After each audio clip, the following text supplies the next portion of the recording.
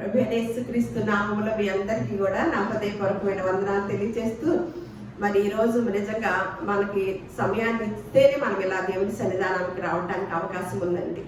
ఈ సమయంలో బయట ప్రపంచంలో చూస్తే ఎన్నో ప్రమాదాలకు గురైన వాళ్ళు ఉన్నారు.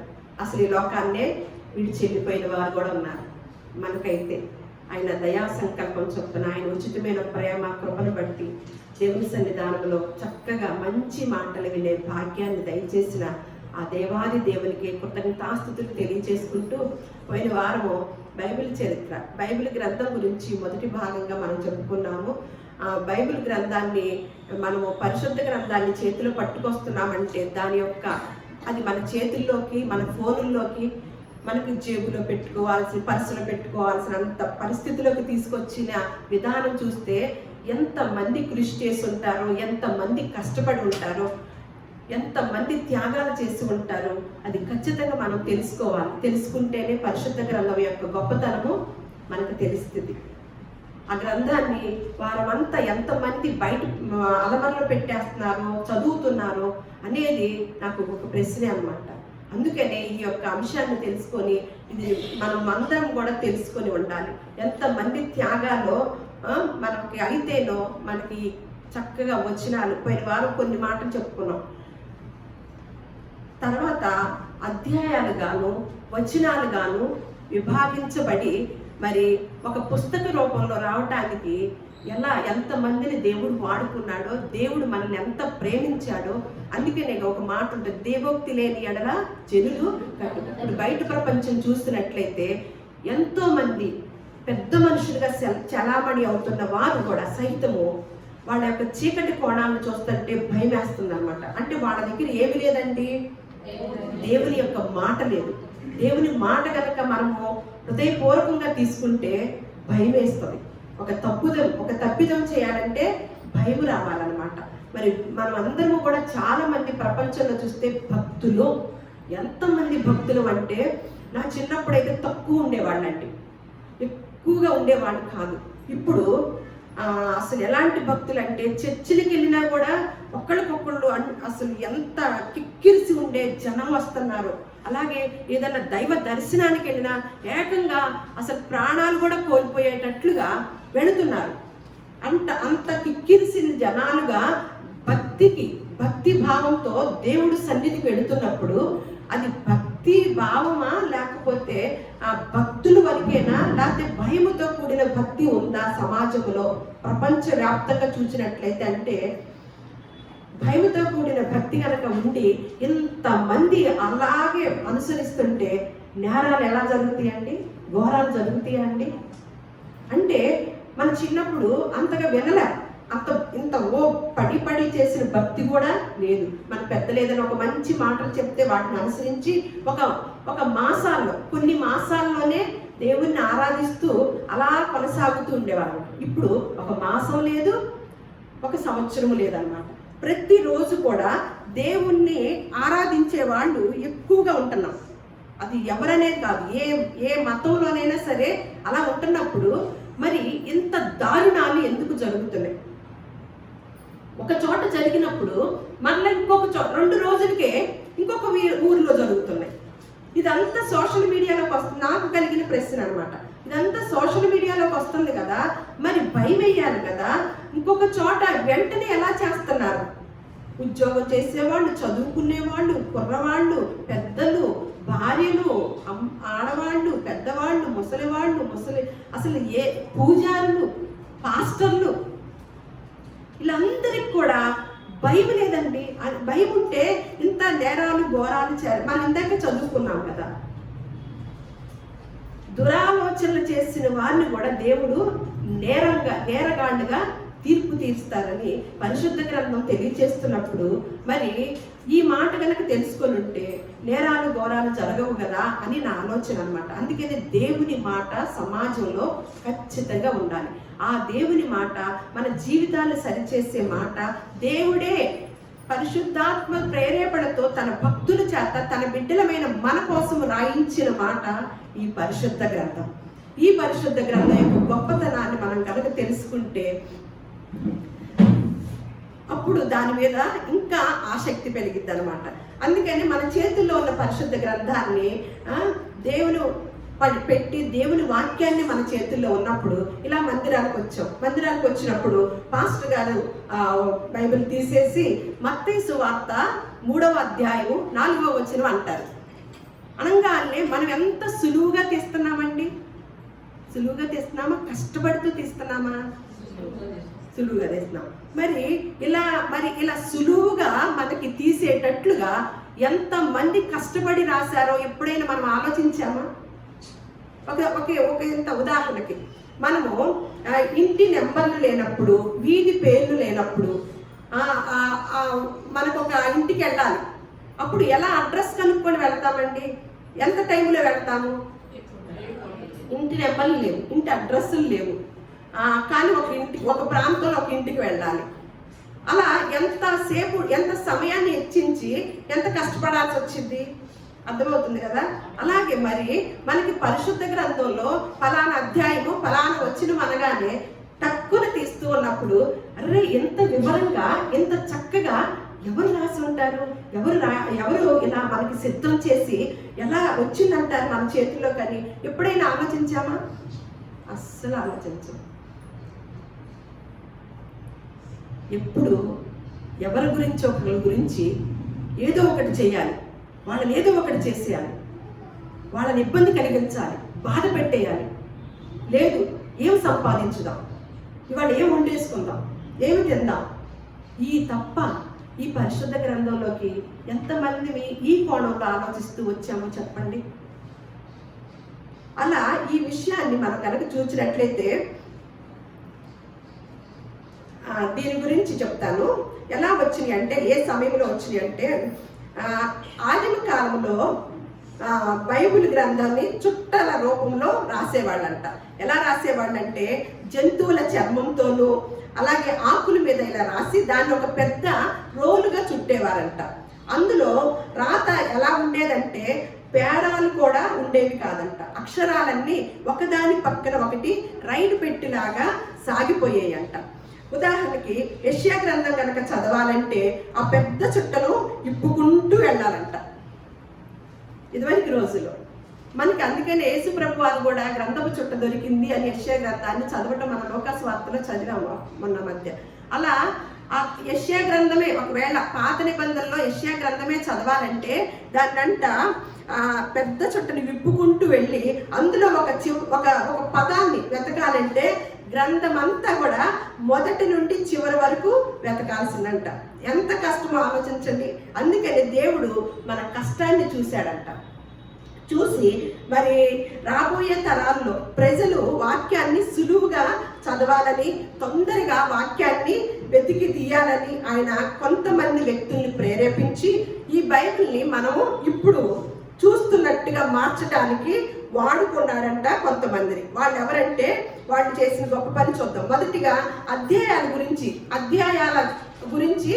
ఎవరు అధ్యాయాలు విభాగించారో అనేది ఇప్పుడు చూస్తున్నాం అనమాట. బైబిల్లో మొదటిగా అధ్యాయాల గురించి అయితే ఆలోచన చేస్తే గనక 1189 అధ్యాయాలు ఉన్నాయి.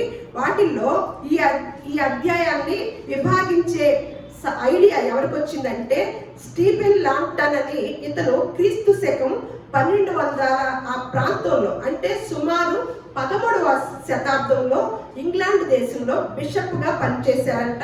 అంతేకాకుండా ఈయన ఒక ప్రొఫెసర్ కూడా అంట. ఆ రోజుల్లో బైబిల్ లాటిన్ భాషలో ఉండేదంట. పండితులు బైబిల్ని గురించి చర్చించుకునేటప్పుడు చాలా ఇబ్బంది పడేవారంట. ఎందుకంటే లాటిన్ భాషలో ఉండేది. మరి ఎవరన్నా చర్చించుకోవాలంటే పండితులు అందరూ కూర్చొని మరి అది కొంచెం కష్టంగాను బాధగా ఉంటుంది, ఇబ్బందిగా ఉంటుంది కదా. అందుకని యేసుక్రీస్తుల వారు చెప్పిన కొండ మీద ప్రసంగం గురించి మాట్లాడదాము అంటే అది ఏ పేజీలో ఉందో వెతకటానికి అందరూ నానా తిప్పలు పడేవారంట. అప్పుడు స్టీఫెన్ గారికి ఒక ఆలోచన వచ్చిందంట. ఈ పెద్ద గ్రంథాన్ని చిన్న చిన్న భాగాలుగా ఎందుకు విడగొట్టకూడదు అని ఒక ఆలోచన వచ్చిందంటండి. మనకి పూర్తి చేసి పరిశుద్ధ గ్రంథాన్ని మన చేతిలో పెట్టి మనకు ఒక పని అప్పగించాడు దేవుడు.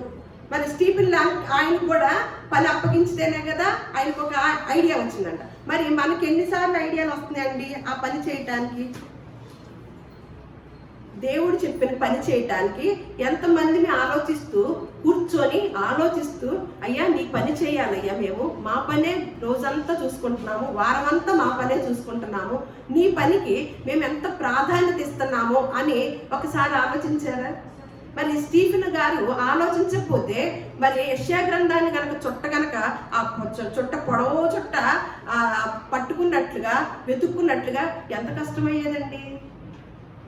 ఆయన ఆలోచించబట్టేగా మనం ఇలా చదవటానికి. అందుకని ఏం చేశారంటే ఆ పెద్ద గ్రంథాన్ని చిన్న చిన్న భాగాలుగా ఎందుకు విడగొట్టకూడదు అని, అలా చేస్తే ఎవరైనా ఫలానా చోట అనగానే సులభంగా తీస్తారు కదా అని ఆలోచించారంట. ఆలోచించిన తడు ఏం చేశాడంటే ఆయన రాత్రింబవళ్ళు కష్టపడి పాత నిబంధనలు కొత్త నిబంధనలు జాగ్రత్తగా చదివి ఎక్కడైతే టాపిక్ మారుతుందో, ఎక్కడైతే సందర్భం మారుతుందో చూసి అక్కడ ఒక గీత గీసి దానికి చాప్టర్ 1 చాప్టర్ 2 అని నెంబర్లు ఇచ్చుకుంటూ వెళ్ళాడంట. ఇది జరిగింది ఎప్పుడంటే క్రీస్తు శకము 1227 ప్రాంతంలో. 2 నిబంధనల్ని ఎంత కాలం చదివి ఉంటాడంటారు. మరి ఏటి మీద రాసినవి అయ్యి? జంతు చర్మాలు, చర్మం కాగితాలు, ఆకుల్లో చుట్టల్లో రాసినవా?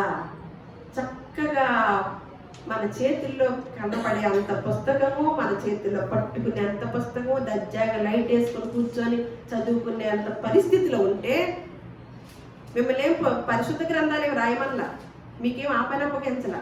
దాన్ని బాగా చదవండి, చదివితే బుర్రలోకి వెళ్ళిద్ది, బుర్రలోకి వెళ్ళిన దాన్ని బయట ప్రపంచంలో మరి దాన్ని అప్లై చేయండి అని చెప్పాడు దేవుడు. మనం ఎంతవరకు చేస్తున్నామండి? నేను ఇవన్నీ నేను చాలా చెప్పలేకపోతున్నాను, ఎందుకంటే నాకు కూడా అంత నాలెడ్జీ లేదండి. నేను చదువుకున్నప్పుడు ఇవన్నీ నేను చాలా దుఃఖం కలిగి ఉన్నాను అనమాట. చాలా బాధేసింది నాకు. ఇంకా పిచ్చి ఇష్టం కలిగిందండి బైబిల్ అంటే, పిచ్చి ఇష్టం కలిగింది. ఇందాక రాజు అంటున్నాడు కదా, తను మాట చెప్పి బాధపడుతూ నన్ను వాదార్చే వాళ్ళు ఎవరంటే దేవుడు. అక్క నీవు తప్ప ఎవరు లేరు అక్క, నీతో ఒక్కసారి మాట్లాడితే నాకు ఓదార్పు దొరికింది అక్క ఎవరన్నాను. దేవుడు నాకు కూడా అదే ఉంటుంది బాధ రాదు అప్పుడప్పుడు. ఈ దేవుడు మాటలే మనల్ని ఓదార్చింది. అందుకనే ఈ బైబుల్ అంటే వ్యసనంలోకి వెళ్ళిపో, బైబుల్ వ్యసనంలోకి వెళ్ళిపో, పరిశుద్ధ గ్రంథం అనే వ్యసనంలో పడిపో. ఎవరైనా మనం చూసి అబ్బా ఎప్పుడు ఈవిడ బైబులు ఈవిడే, ఇంత వ్యసనం ఏంటి ఈవిడికి అని అంటారు కదా. ఏదన్నా దానిలోకి వెళ్ళామనుకోండి ఏమంటారు? తాగే వాళ్ళు అంటారు, ఎప్పుడు తాగుతూ ఉండదు. వాళ్ళు ఏమంటారు? ఈ తాగుడు అనే బానిసత్వం నుంచి, వ్యసనం నుంచి ఎప్పుడు విడుదలవుతామా అని బాధపడతాం. కానీ ఈ వ్యసనము మనల్ని నిత్య రాజ్యానికి తీసుకెళ్ళిద్దండి, నిత్య రాజ్యానికి తీసుకెళ్ళిద్ది. ఈలోపు ఎవరెన్ని బాధలు పెట్టినా మన బుర్రలోకి రావండి. అది కలిగి ఎప్పుడు ఈ బుర్రలో ఏముంటాయి? ఖాళీ ఉంటుందా? ఎవరైనా మాటలు ఖాళీ ఉంటాయా? ఎవరైనా మనల్ని ఇబ్బంది పెట్టే విషయాలు గుర్తుంటాయా? ఏముంటాయి బుర్ర నిండా? ఇవి ఉంటాయి అన్నమాట. అందుకని అలా అధ్యాయాలు విభాగం జరిగి ఇదంతా ఆ ప్రాంతంలో జరిగింది. అంటే ఈరోజు మనం ఈ బైబిల్లో చూస్తున్న అధ్యాయాల విభజన సుమారు 800 సంవత్సరాల క్రితము స్టీఫెన్ గారి ద్వారా జరిగిందనమాట. ఈరోజు ఏ భాషలో వచ్చిన బైబిల్ అధ్యాయాలు ఆయన విభజించిందే. తెలుగే కాదు, తమిళ, ఇంగ్లీష్, ఏ భాష అయినా సరే విభజించిన ఆయన ఎవరు? స్టీఫెన్ గారు. సుమారు 800 సంవత్సరాల క్రితము ఆ పని జరిగిందనమాట. అలాగే ఒక్కొక్క అధ్యాయం పెద్దగా ఉంటది కదా. మళ్ళా ఆ పెద్ద అధ్యాయం చెప్పండి బైబిల్ గ్రంథంలో.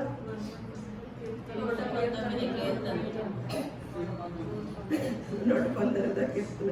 ఓకే, ఆ 119వ కీర్తన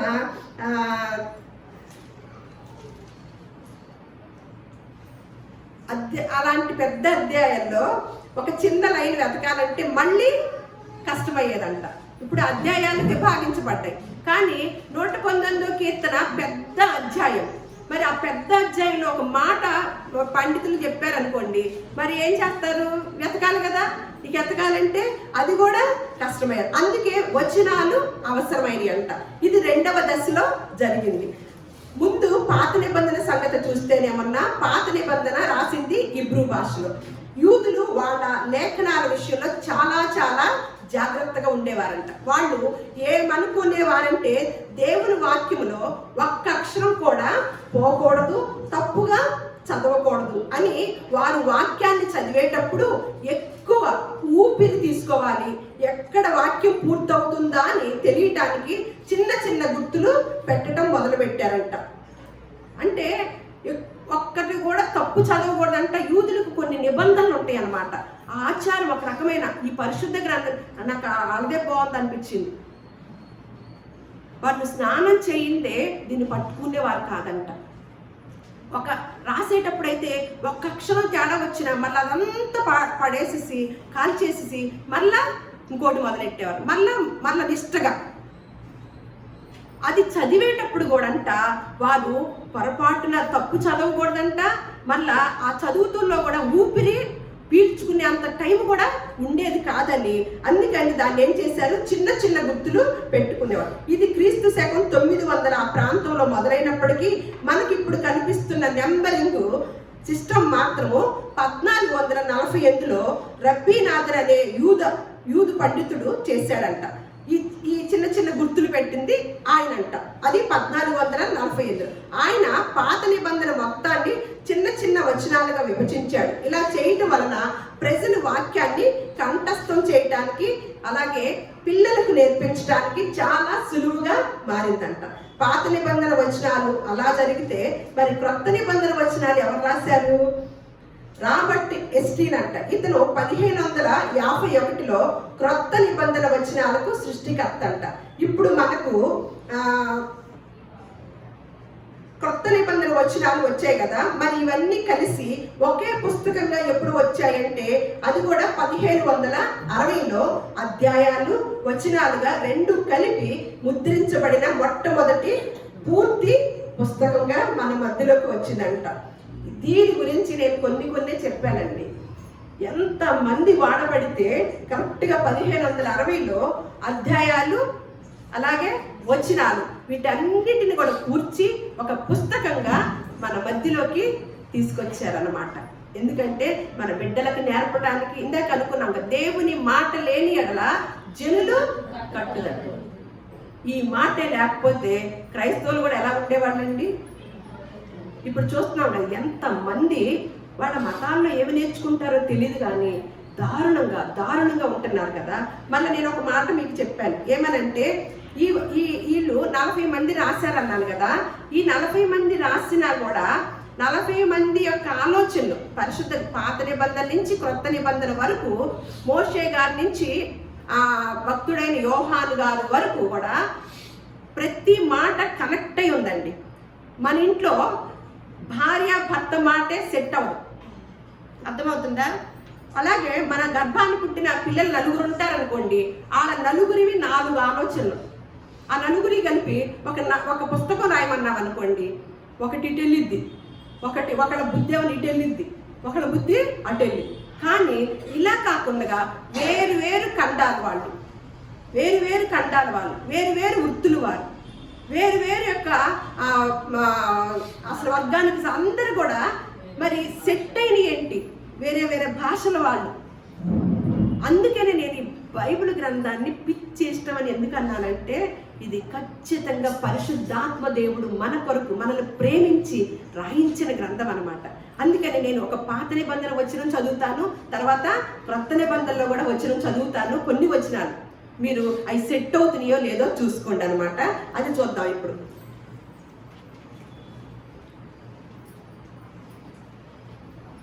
మనము మొన్న వారం మాట్లాడుకున్నాం కదా, మనకి మత్తయి సువార్తలో యేసుక్రీస్తు వారు అన్నారు కదా, అపవాది వచ్చినప్పుడు మనుష్యుడు రొట్టె వలన మాత్రము కాదు కానీ దేవుడి నోట నుండి వచ్చు ప్రతి మాట వలన జీవిస్తాడని. అది ఎవరు రాశారు?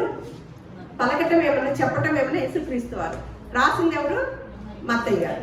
మరి అదే మాట మరి మోషే గారు ద్వితీయోపదేశ కాండంలో రాశారండి. అదే మాట చూడండి ఎలా మ్యాచ్ అవుతుందో, ఎలా వాళ్ళు సహృదయంతో, ఎలాగా పరిశుద్ధాత్మ ప్రేరేపణకి వాళ్ళు లోబడి ఎలా రాసి ఉన్నారు చూడండి. ద్వితీయోపదేశ కాండము 8వ అధ్యాయం 3వ వచనం, ఆహారం వలనే కాక యెహోవా సెలవిచ్చిన ప్రతి మాట వలన నరులు బ్రతుకుతారు అని రాశారు. సెట్ అయిందా? 40 మంది రాశారు అంటున్నాం కదా. ఆ 40 మందిలో ఎక్కడన్నా తేడా వస్తుందేమో కొన్ని వచనాలే మీకు నేను తెలియజేస్తాను. ఇప్పుడు యెషయా గ్రంథము 65వ అధ్యాయము 17వ నుంచి 18 వచనాలు చదువుకున్నాం. యెషయా గ్రంథము 65వ అధ్యాయము ఇక్కడ చెప్తున్నారు, ఇదిగో నేను క్రొత్త ఆకాశమును క్రొత్త భూమిని సృజించుచున్నాను, మునుపుటివి మరవబడును, జ్ఞాపకమునకు రావు. నేను సృజించుచున్న దాని గురించి మీరు ఎల్లప్పుడూ హర్షించి ఆనందించండి అని యెషయా గారు, ప్రవక్త అయిన యెషయా గారు రాసిన మాట. ఏమని రాస్తున్నారు? ఇదిగో నేను క్రొత్త ఆకాశమును క్రొత్త భూమిని సృజించుచున్నాను, మునుపటివన్నీ మరవబడును, జ్ఞాపకానికి రావు అని నేను సృజించబోయే దాని గురించి మీరు సంతోషించండి, దాని గురించి గంతులు వేయండి అని చెప్తూ మళ్ళా అదే మాటలు పేతురు గారు తీసుకొని ఏం రాస్తున్నారో చూడండి. 1 పేతురు రాసిన పత్రిక 3వ అధ్యాయం 13వ వచనంలో, మీరు పరిశుద్ధమైన ప్రవర్తనతోనూ భక్తితోనూ ఎంతో జాగ్రత్త గలవారై ఉండవలెను. అయినను మనం ఆయన వాగ్దానమును బట్టి క్రొత్త ఆకాశముల కొరకు క్రొత్త భూమి కొరకును కనిపెట్టుచున్నాము, వాటి యందు నీతి నివసించును. అర్థమైందా? ఇప్పుడు దావీదు గారు రాస్తూ కీర్తనల గ్రంథంలో ఏమని రాస్తున్నారంటే, ఇప్పుడు పాత నిబంధనలో ఒక మాట, దాన్ని మన క్రొత్త నిబంధనలో కూడా చూద్దాం. ఇవన్నీ ఒక రోజుతోనూ, ఒక నెలతోనూ, ఒక సంవత్సరంతోనూ కనెక్ట్ అయినవి కాదు అని గుర్తుంచుకోండి. అందుకే మీకు బైబిల్ గురించి చెప్పాను. ఇంకా మీరు సేకరించవచ్చు, చాలా విషయాలు ఉన్నాయి. చాలా మంది కష్టాలు, కుటుంబాలు సైతం కూడా వదులుకొని కొంతమంది వ్యతిరేకించి ప్రాణాలు సైతం కూడా లెక్క చేయకుండా పరిశుద్ధ గ్రంథాన్ని మన చేతుల్లోకి తీసుకొచ్చారనమాట. ఆ మాటని ఇప్పుడు పాత నిబంధనలోది ఎలా ఉందో క్రొత్త నిబంధనలు ఎలా ఉందో చూద్దాం. కీర్తన గ్రంథం 34వ అధ్యాయం 12వ వచనంలో, బ్రతకగోరు వాడెవడైనా ఉన్నాడా, మేలు నందుచు అనేక దినములు బ్రతకగోరు వాడెవడైనా ఉన్నాడా? అయితే ఏం చెప్తున్నాడంటే, మనం బ్రతకాలి భూలోకంలో, ఇక్కడ బ్రతకాలి, కన్ను మూస్తే అక్కడ బ్రతకాలి. అలా అయితే మీరు అలా ఉండాలా? అందులో కూడా మేలు నందుచు బ్రతకగలిగిన వాడు ఎవరైనా ఉన్నారా అని అంటే, వాడు గనక ఏం చెయ్యాలో ఈ దావీదు గారు చెప్తున్నారు అన్నమాట. చెడ్డ మాటలు పలుకకుండా నీ నాలుకను, కపటమైన మాటలు పలుకకుండా నీ పెదవులను కాచుకొను, కీడు చేయుట మాని మేలు చేయుము, సమాధానమును వెతికి దాన్ని వెంటాడుము. యెహోవా దృష్టి నీతిమంతుల మీద ఉన్నది, ఆయన చెవులు వారి మొరలకు వగ్గి ఉన్నది. దుష్క్రియలు చేయు వారి జ్ఞాపకమును భూమి మీద నుండి కొట్టివేయుటకై యెహోవా సన్నిధి వారికి విరోధముగా ఉంది. అదే మాటలు, అదే అర్థాన్ని ఇచ్చే విధానాన్ని మన పేతురు గారు రాస్తూ 1 పేతురు రాసిన పత్రిక 3వ అధ్యాయం 10వ వచనంలో, జీవమును ప్రేమించి మంచి దినమును చూడగోరు వాడు చెడ్డదాన్ని పలుకకుండా తన నాలుకను కపటపు మాటలు చెప్పకుండా తన పెదవులను కాచుకొనువలెను. అతడు కీడు నుండి తొలగి మేలు చేయవలెను, సమాధానమును వెతికి వెంటాడవలెను. ప్రభువు కన్నులు నీతిమంతుల మీదను, ఆయన చెవులు వారి ప్రార్థనల వైపును ఉన్నవి, కానీ ప్రభువు ముఖము కీడు చేయి వారికి విరోధముగా ఉందంటండి. మ్యాచ్ అయిందా? మ్యాచ్ అవ్వలేదా? మ్యాచ్ అయింది. మళ్ళా మోషే గారు కూడా రాశారు, అది కూడా ద్వితీయోపదేశ కాండము 30వ అధ్యాయము 19వ వచనం, నేడు జీవమును మరణమును ఆశీర్వాదమును శాపమును నేను నీ ఎదుటను ఉంచి భూమి ఆకాశములను మీ మీద సాక్షులుగా పిలుచుచున్నాను. ఏం చెప్తున్నారు మోషే గారు?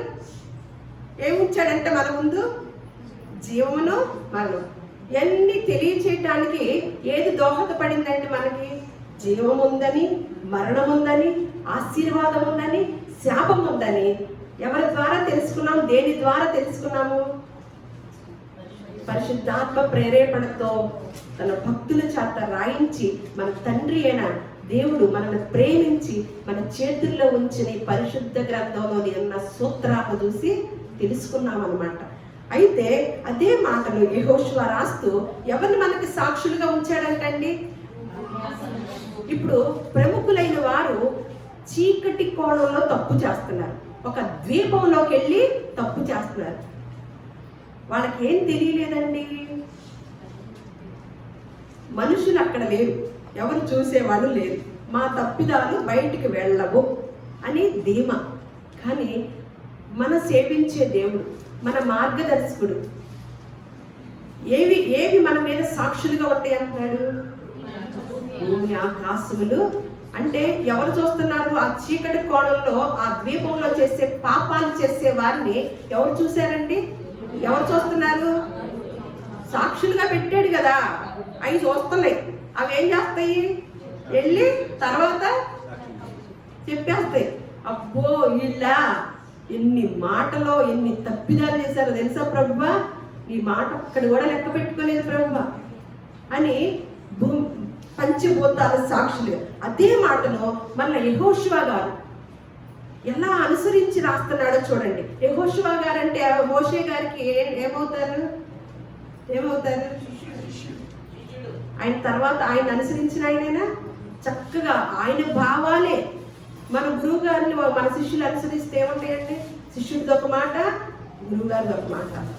మన గురు శిష్యులు ఎలా ఉంటది కదా. ఇక్కడ ఏమంటున్నాడో చూద్దాం. యెహోషువ రాసిన గ్రంథము 24వ అధ్యాయము 27వ వచనం. జనులందరితో ఇట్లనెను, ఆలోచించుడి, యెహోవా మనతో చెప్పిన మాటలన్నీ ఈ రాతికి వినబడిను గనుక అది మన మీద సాక్షిగా ఉండును. మీరు మీ దేవుని విసర్జించిన ఎడల అది మీ మీద సాక్షిగా ఉండును. చూడండి మళ్ళీ ఇంకొక మాట ఆమోస్ గ్రంథంలో, మళ్ళీ ఆమోసు భక్తుడు రాస్తున్న మాట అన్నమాట. అది పాత నిబంధనలో ఉంటది. మళ్ళా మ్యాచ్ అయిద్దో లేదో క్రొత్త నిబంధనకి వెళ్దాం. ఆమోస్ గ్రంథం 5వ అధ్యాయం 10వ వచనం. అయితే గుమ్మములో నిలిచి బుద్ధి చెప్పు వారి మీద జనులు పగబట్టుదురు, యథార్థముగా మాట్లాడు వారిని అసహించుకుందురు. ఇది జరుగుతుందా? జరగట్లేదా? యథార్థంగా ఇందాక అంటున్నాడు కదా రాజు, మనము సత్యాన్ని చెప్పే చోటకి వచ్చాం, ఉన్నది ఉన్నట్టుగా చెప్పే చోటకి వచ్చాం. ఇక్కడ మిస్ అవుతున్నారు అనుకోండి. ఆ మనుషులు ఏమి కావాలని కోరుకుంటున్నారు? సత్యం కావాలి. ఇక్కడ సత్యానికి కొదవలేదు కదా, కాదు అని వెళ్ళారనుకోండి, ఏం కావాలనుకుంటున్నారు? అంటే వారి యొక్క హృదయం నిండా ఏమి నిండుందండి? భూ సంబంధమైన మనకి కావాల్సిన ఆహారం దొరుకుతుంది అనుకోండి, మనం ఖచ్చితంగా వెళతామా లేదా? అంటే ఆహారం కోసం వెళ్ళలేదన్నమాట. ఆహారం కాదు, వేరే ఆహారం కావాలి, భూ సంబంధమైన ఆహారం కావాలి. ఇక్కడ ఏమంటున్నాడు? గుమ్మములో నిలిచి బుద్ధి చెప్పు వారి మీద జనులు పగబట్టుదురు. మనం ఏదైనా ఒక మాట చెప్పామనుకోండి, ఎలా ఉంటది? ఒక మంచి మాట గద్దిస్తూ చెప్పామనుకోండి, మన మీద ఏం చేస్తారు? పగబడతారు. అది ఖచ్చితంగా దేవుడి మాట, నిర్ణయించిన మాటే, కొత్తగా ఏమీ లేదు, కొత్తగా మనకు కనిపిస్తుంది కాదు. మళ్ళా యథార్థముగా మాట్లాడు వారిని ఎవరైనా ఏం చేస్తారంటే వారు చూసారండి. ఎంత న్యాయం ఉందండి? న్యాయం ఉందా? అదే నాకు క్వశ్చన్. అసలు న్యాయం లేకుండా పోయిందేంటి? మనం ఎంత యథార్థంగా ఉండి ఎంత పర్ఫెక్ట్గా ఉండటానికి ప్రయత్నం చేస్తుంటే అసలు ఎలా నా దూరం అవటం, అసహించుకోవటం, ఎందుకు ఇలా చేస్తున్నారని చాలా ప్రశ్నగా ఉంటే ఈ మాటలు కనపడుతున్నాయి నాకు. ఇది ఎప్పుడో రాసి ఉంచాడు కదా దేవుడు.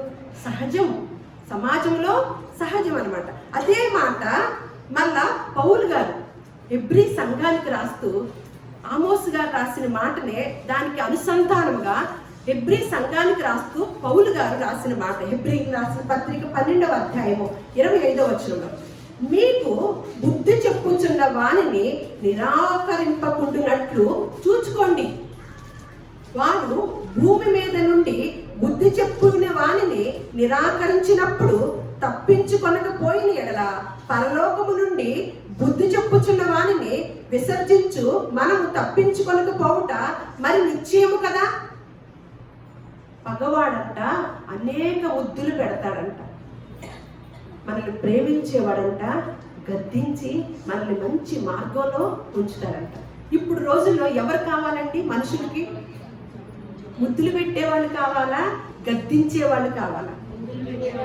ఎన్ని సూత్రాలు పరిశుద్ధ గ్రంథంలో రాయించి మనకి వివేకాన్ని ఇవ్వటానికి, మనకి జ్ఞానాన్ని ఇవ్వటానికి, మన సమాజంలో దేవుని బిడ్డలుగా బ్రతకటానికి, ఎవరు ఎలాంటి వారో తెలుసుకోవటానికి ఇన్ని విషయాలు రాయించి ఉంచారో చూసారండి పరిశుద్ధ గ్రంథంలో. ఎంత బాగుందో చూడండి. మళ్ళా నిర్గమకాండం 32వ అధ్యాయము 23. దీని గురించి మన అందరికీ తెలుసు కదా.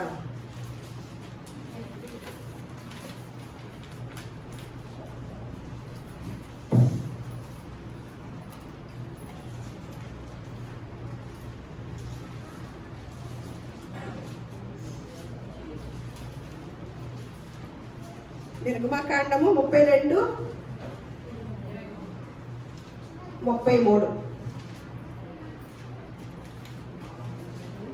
అందుకు యెహోవా,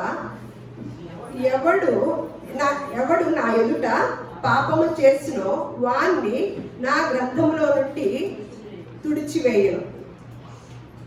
ఏమంటున్నాడు ఇక్కడ? మోషే గారు రాసింది అనమాట. నిర్గమకాండము మోషే గారు రాసింది.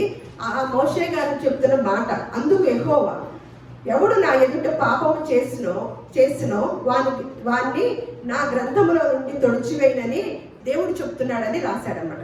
అదే మాటను మళ్ళా భక్తుడైన యోహాను గారు రాస్తూ ప్రకటన గ్రంథం 20వ అధ్యాయము 15వ వచనం, ఎవని పేరైనను జీవ గ్రంథమందు రాయబడినట్లు కనబడని ఎడల వాడు అగ్నిగుండములో పడలేడు.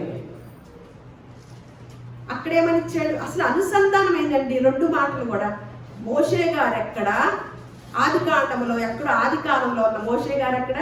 చివరి కాలంలో ఉన్న ప్రకటన గ్రంథంలో యోహాను గారు ఎట్లా? రెండు ఎలా అయినాయి? సెట్ అయ్యేటట్టుగా అవగాహన చేసుకొని రాసిన మాటలు అనమాట. ఏదేమైనా సరే జీవ గ్రంథంలో మన పేరు ఉంటుంది, పేరు లేకపోతే వాళ్ళు ఎలాంటి వారో అని రాశారనమాట. కనబడని ఎడల వాడు అగ్నిగుండంలో పడవేయబడును అని చెప్పి ఇప్పుడు ఇంకొక మాట చెప్తాం. మళ్ళా నిర్గమకాండము 33వ అధ్యాయము 20వ వచనం మోషే గారు రాసింది ఇది కూడా. మరియు ఆయన, నీవు నా ముఖమును చూడజాలవు, ఏ నరుడు నన్ను చూచి బ్రతకడు అనెను. నేను ఎందుకు ఈ మాటల్ని కొన్నిటిని అంటే చాలా ఉన్నాయండి, నేను ఇంకా అసలు ఒక మామూలుగా చదివావు. అయితే కొన్ని మనకి ప్రాముఖ్యమైనవే నేను వెలికి తీసి చెప్తున్నాను అనమాట. ఈ రోజుల్లో చాలా మంది ట్రెండ్ ఏంటంటే, నేను దేవుణ్ణి చూశాను, నాకు దేవుడు కనపడ్డాడు అని వింటామా మనము? మాకు దర్శనాలు కనపడ్డాయి, దేవుడు వచ్చి మాట్లాడాడు, దేవుడు కూర్చున్నాడు, వెలుగులాగా వచ్చాడు, ఆ డ్రెస్ వేసుకొని వచ్చాడు, ఇది వేసుకొని వచ్చాడు. చాలా మంది మన తప్పు కాదండి, విశ్వాసులైన పాపం వాళ్ళ తప్పు కాదు, మనల్ని బోధించిన వారి యొక్క తప్పు అన్నమాట.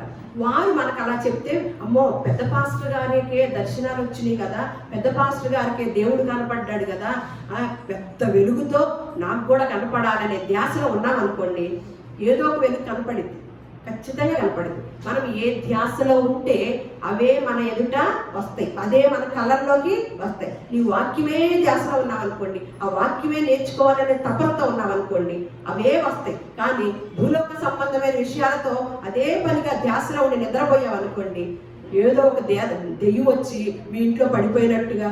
ఎందుకు? ఇంట్లో అంత దరిద్రంగానే ఉంటుంది కదా. అప్పుడు ఎవరు వస్తారు? పరిస్థితులు బట్టి, అమ్మో దెయ్యం వచ్చేసింది, మా ఇంట్లోకి అపవాదం వచ్చేసింది అలా అనుకుంటాము. అలాగే కొంతమంది, మా ఇంట్లోకి దేవుడు వచ్చాడు, నేను దర్శనం చూసా, బాగా కళ్ళకి బాగా కనపడింది అని. మరి పాత నిబంధనలో మోషే గారు లాంటి వాడు. మోషే అంటే ఎలాంటి వాడో తెలుసండి? దేవుని ఇల్లంతటిలో కూడా నమ్మకమైన వాడు. ఆ ఒక్క మాట ఇంకెవ్వరికి ఆపాదించరా, మోషే గారికి మాత్రమే ఆపాదించాడు. ఆయన ఇల్లులోనే ఆయన ఇంటిలోనే ఆయన ఇళ్లలో ఇంటిలో మొత్తంలో కూడా నమ్మకమైన వాడంట, సాత్వికుడు అంట, భూలోకంలోనే సాత్వికుడు అంట. మరి సాత్వికుడు కాక ఎన్ని లక్షల మందిని తీసుకెళ్ళాడండి? పట్టుమని 50 మంది ఉండవు, 50 రకాల మనస్తత్వాలు తెలుసండి. అసలు ఓపికే ఉండదు, వాళ్ళని వాళ్ళకి పట్టించుకోకూడదు, ఇక భరించలేము అంటాం. మరి అంతమంది ఎన్ని రకాలుగా అన్నారండి, లక్షల మంది. అందుకేనంట భూలోకంలోనే ఆయన సాత్వికుడు అంట, నమ్మకమైన వాడు. ఆయన చెప్తున్నాడు ఏమని? ఆయన నీవు నా ముఖమును చూడజాలవు, ఏ నరుడు కూడా నన్ను చూచి అని ఆది కాలంలోనే రాశాడు కదా. అదే మాటలో యోహాన్ గారు రాస్తూ మొదటి యోహాన్ పత్రిక, యోహాన్ సువార్తలో కూడా ఉంటుంది, తర్వాత మొదటి అధ్యాయంలో కూడా మీరు తర్వాత చదువుకోండి. 4వ అధ్యాయం 12వ వచనంలో ఏ మానవుడును కూడా దేవుణ్ణి ఎప్పుడును చూచి ఉండలేదు. మన యోహాన్ సువార్తలో కూడా 1:18 ఎప్పుడను ఎప్పుడైనాను దేవుణ్ణి చూడలేదు. ఇంత కరాఖండిగా పరిశుద్ధ గ్రంథం చెప్తుంది కదండి. మనం ఏమంటాము? మరి మోషే గారితో పాటు యోహాన్ గారు కూడా మ్యాచ్ అయిందా మాట? ఒక పాస్టర్ గారు చెప్పింది ఇంకొక పాస్టర్ గారికి సెట్ అవుతుంది. అంత క్రీస్తు సంఘమే, భూలోకంలో ఉన్న సంఘాలన్నీ క్రీస్తు సంఘాలు, క్రీస్తు అనే బండ మీద కట్టబడిన సంఘాలు. కానీ రకరకాల బోధలు. నేను అనుకుంటాను పరిశుద్ధ గ్రంథాన్ని చూసన్నా సిగ్గు రావాలి కదా అనుకుంటా. ఎంతమంది కాదు కదా, కేవలం 40 మంది కూడా ఆ 40 మంది మాట కూడా ఎంత అచ్చుగుద్దినట్టుగా కనెక్షన్ అయి ఉండి ఒకళ్ళకొకళ్ళకి ఎంత ఇది చూపించుకున్నారో. మనం అందరం క్రైస్తవులైన మనం అందరం కూడా పరిశుద్ధ గ్రంథంలో రాసిన ప్రవక్తల గురించి చూసి చదివి సిగ్గుపడాలి అని అనిపించింది అనమాట. వాళ్ళు యోహాన్ గారు ఏమంటున్నారు? ఎప్పుడు ఎవ్వరు కూడా ఆయనని చూసిన వాడు లేదు, ఏ మానవుడు కూడా చూడటానికి కూడా కుదరదు. మరి మనం చూసేది ఏంటో తెలుసుకోండి తర్వాత. మళ్ళా యెషయా గ్రంథము 66వ అధ్యాయం సమీపించరాని తేజస్సు కలిగి ఆయన మాత్రమే. తిమోతికి రాసిన పత్రిక ఎవరో చెప్తున్నారు కదా, అది అవన్నీ చదువుకొని ఉంటాయి, కనెక్షన్ అయి ఉంటాయి అన్నమాట. తిమోతి ఎవరు? పౌలు గారి ప్రియమైన శిష్యుడు అనమాట. ఆయన ఏమంటున్నాడంటే దేవుడు ఎలా ఉన్నాడంట? సమీపించటానికి కూడా కుదరనంత తేజోమయుడంట. మనం ఏం చేస్తాం? మన ఇంట్లోకి, మన మంచం మీదకి, మన కళ్ళల్లోకి, మన హృదయాల్లోకి, మన లోపలికి వచ్చేస్తాడు. ఎప్పుడు కావాలంటే అప్పుడు వచ్చేస్తాడు. ఆయన సమీపించడానికే కుదరనంత ఇది ఉన్నాడనమాట అని. మళ్ళా యెషయా గ్రంథము ఆయన ఎందుకు అలా ఉన్నాడంటే ఇక్కడ చెప్తారు. యెషయా గ్రంథము 66వ అధ్యాయము 1వ వచనం 2వ వచనం.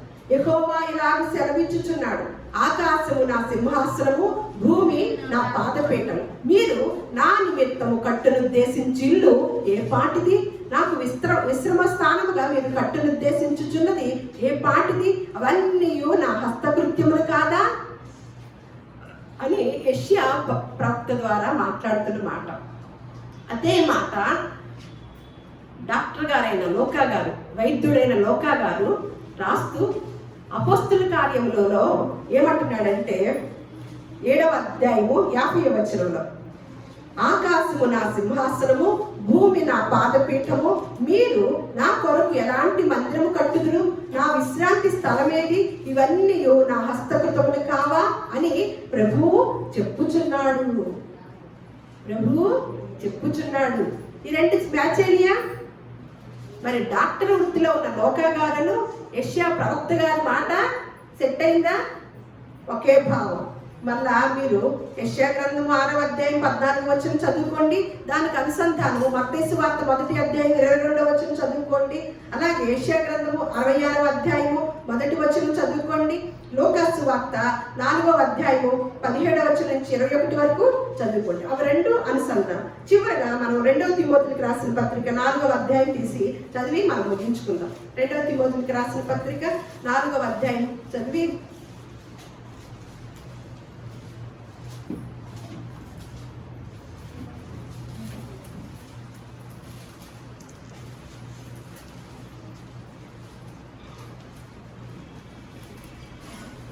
రెండవ తిమోతికి రాసిన పత్రిక 4వ అధ్యాయము 12వ వచనం నుంచి చదివితే మన అప్పుడు పరిస్థితి కూడా తెలుస్తుంది అనమాట. తిమోతి ఎవరు? తిమోతికి రాస్తూ, అంటే పౌలు గారు రాస్తున్నారన్నమాట. తన శిష్యుడికి తన ట్రైనింగ్ ఇచ్చి కొన్ని విషయాలు రాసి రెండు పత్రికలు రాశాడనమాట. శిష్యుడైన తిమోతి గారికి పౌలు గారు రాశారు. రాస్తూ పౌలు గారు చెప్తున్న మాట అనమాట, తన శిష్యుడికి చెప్తున్న మాట: నీవు వచ్చినప్పుడు నేను త్రోయిలో కప్పునద్ద ఉంచి వచ్చిన అంగీని, పుస్తకములను, ముఖ్యముగా చర్మపు కాగితములను తీసుకొని రమ్ము. అలెగ్జాందరు అను కంచెని వాడు నాకు చాలా కీడు చేసెను. అతని క్రియల చొప్పున ప్రభు అతనికి ప్రతిఫలం ఇచ్చును. అతని విషయమే నీవును జాగ్రత్తగా ఉండు. కీడు చేసే వారి గురించి ఏమంటున్నాడు? జాగ్రత్తగా ఉండవు అని. అతడు మా మాటల్ని బహుగా ఎదిరించాడంట. పౌలు గారు మంచి మాటలు చెప్పడండి, చెప్తాడు కదా. మరి అప్పుడు కూడా ఏమంటున్నారు? ఏం చేస్తున్నారంట? ఎదిరిస్తున్నారంట. మంచి మాటలు చెప్తే ఎదురేదన్నమాట, ఎదురు. నేను మొదట సమాధానము చెప్పినప్పుడు ఎవ్వడును నా పక్షముగా నిలువలేదు, అందరూ నన్ను విడిచిపోయేది. ఇది వారికి నేరముగా ఎంచబడకుండును గాక. అంటే నేరముగా ఎంచబడింది కాబట్టి పౌలు గారు ఏం చేస్తున్నారు? ప్రార్థన చేస్తున్నారు. ప్రభువా, ఆయనకి తెలుసు కదా ఏది నేరమో, ఏది మంచో, ఏది చెడు అనేది. అందుకని అలా వెళ్ళిపోయారు కాబట్టి అది నేరంగా వాళ్ళ విషయంలో ఎంచకుండా ఉంటున్న ఆయన అని ప్రార్థన అనమాట. అయితే నా ద్వారా సువార్త పూర్ణముగా ప్రకటింపబడు నిమిత్తమును అన్ని జనులందరూ దాని విను నిమిత్తమును ప్రభువు నా ప్రక్క నిలిచి నన్ను బలపరిచిన గనుక నేను సింహము నోట నుండి తప్పింపబడితిని. ప్రభువు ప్రతి దుష్కార్యము నుండి నన్ను తప్పించి తన పరలోక రాజ్యమునకు చేరినట్లు నన్ను రక్షించును. యుగ యుగములు ఆయనకే మహిమ కలుగును గాక. ఆమేన్. చాలా విషయాలు ఉన్నాయండి, ఎన్నో విషయాలు ఉన్నాయి. ఎన్ని మ్యాచ్ అవుతాయో, ఇన్ని రకాలుగా మ్యాచ్ అవుతుంటే భక్తులు రాసిన మాటలు. మరి మన ప్రసంగాలు ఎందుకు మ్యాచ్ అవ్వటం లేదు? మన దైవ సేవకులు, మన పాస్టర్లు, రెవరెండులు ఇందాక అంటున్నాడు కదా రాజు, భస్మ బుధవారం అంట, భస్మాసుడు చేయలేరు.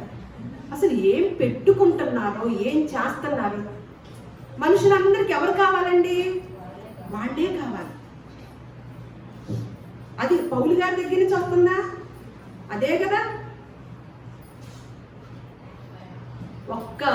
ఒక్కళ్ళకి పొంతన లేదా? మూడు దేవుడు ఒకే సంఘంగా నిర్ణయించిన దాన్ని 30,000 సంఘాలు, 30,000 మొక్కలు చేశారు.